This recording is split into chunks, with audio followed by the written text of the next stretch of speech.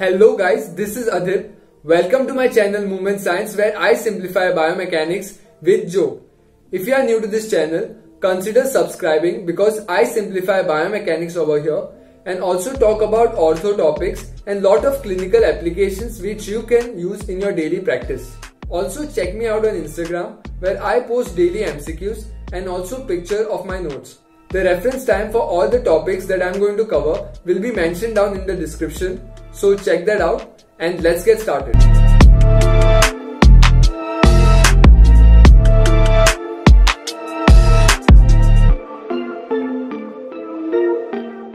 In this video, we are going to talk about the metatarsophalangeal joint function.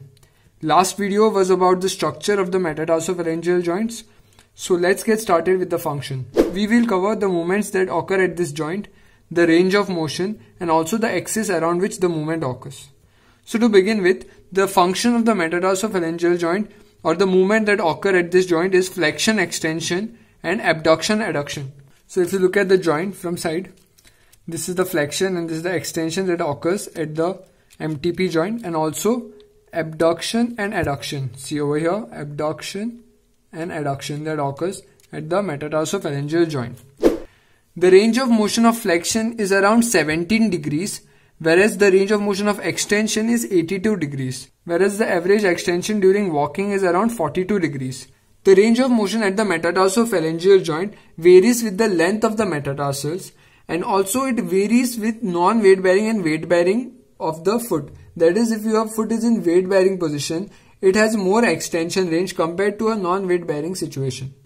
So at the metatarsophalangeal joint, the major movement that occurs is the extension. It is a very important movement, and this is seen in metatarsophalangeal break. Now what is metatarsophalangeal break? When you are walking, your foot falls on the ground and then your heel rises up from the ground. During this movement, there is extension at the metatarsophalangeal joint. If you see, your foot falls on the ground and then the heel goes up, and during this movement there is extension occurring, the extension of all the metatarsophalangeal joint occurring, and this is called as the metatarsal break. Now this occurs around an axis, right? This movement. So the axis of the metatarsophalangeal break or the metatarsophalangeal extension is somewhat oblique because of the alignment, right? So it is somewhat like this, and the movement occurs like this around this axis. That is, your phalanges are fixed on the ground and the whole toe lifts off from the ground, right? So this helps in weight distribution. The oblique axis helps in weight distribution. If the axis was like this, the phalanges, the smaller phalanges wouldn't be able to take that much force, and all the load would have fallen on the first two metatarsal heads, right?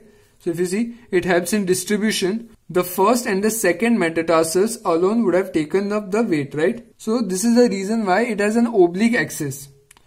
The other function of the metatarsophalangeal joint is it supports when the distal terrain just falls off. So if you imagine, if there is a ground and you're standing on the ground, okay, if the distal terrain suddenly falls off, there will be flexion occurring at the metatarsophalangeal joint and it will try to grasp and hold to the ground, right?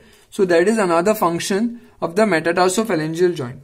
Apart from this, the abduction adduction movement that we talked about, it occurs during pronation and supination of the tarsometatarsal joint. So we saw in the last video, the tarsometatarsal joint, they go for supination and pronation, right, to compensate for the hind foot position.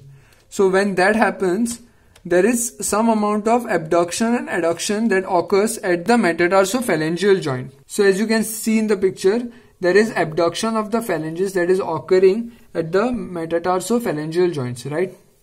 Now this abduction and adduction movement also helps in the force absorption. So this was about the metatarsophalangeal joint. We talked about the range of motion where the flexion is reduced compared to the extension, and we saw why in our last video. That was the articular surface is not present because of the weight bearing. That's why flexion is lesser compared to the extension.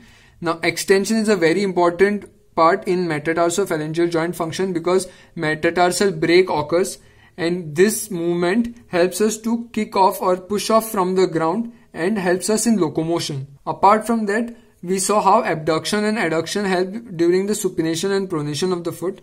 That's all for today guys. Thank you for watching. If you like my content, please share it with your friends. Don't forget to hit that subscribe button and also the bell icon so that you get notified every time I post a new video. Also let me know in the comment section what other videos you would like me to cover. Thank you for watching.